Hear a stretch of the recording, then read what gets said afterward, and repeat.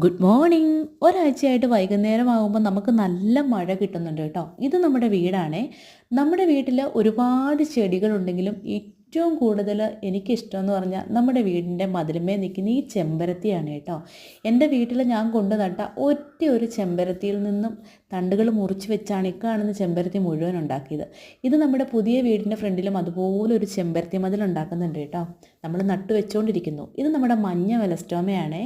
പിടിച്ച് കിട്ടുമെന്ന് പ്രതീക്ഷിക്കുന്നു. ഇത് നമ്മുടെ പെഡിലാൻഡസ് ആണ് കേട്ടോ. മഴ കിട്ടിയതോടുകൂടി നല്ല ഉഷാറായിട്ട് വളരുന്നുണ്ട്.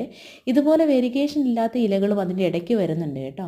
അപ്പം നമ്മുടെ വീട്ടിൽ ചെമ്പരത്തി കൂടാതെ ഏറ്റവും കൂടുതലുള്ളൊരു പ്ലാന്റ് എന്ന് പറഞ്ഞാൽ ലക്കി ബാമ്പു ആണ് കേട്ടോ. അതിൻ്റെ കുറേയേറെ വെറൈറ്റികളുണ്ട് കേട്ടോ. വെള്ളത്തിലും ചട്ടിയിലും ഒക്കെ ആയിട്ട് ധാരാളം ലക്കി ബാമ്പു എൻ്റെ വീട്ടിൽ ഞാൻ നട്ടു വെച്ചിട്ടുണ്ട്. അപ്പോൾ നമ്മുടെ താമരത്തോട്ടത്തിൽ ഇന്നുണ്ടായ സുന്ദരി എന്ന് പറഞ്ഞാൽ പിങ്ക് ക്ലൗഡാണ് കേട്ടോ. നല്ല ഭംഗിയുണ്ടായിരുന്നു പിങ്ക് ക്ലൗഡിൻ്റെ ഫ്ലവർ കാണാൻ. അങ്ങനെ നമ്മളിങ്ങനെ നോക്കി നടക്കുന്ന വഴി ഒരു ആഫ്രിക്കൻ മല്ലിയുടെ തൈ കിട്ടി കേട്ടോ. അതുകൊണ്ട് നമ്മൾ കയ്യോടെ നട്ട് വെക്കുകയാണേ.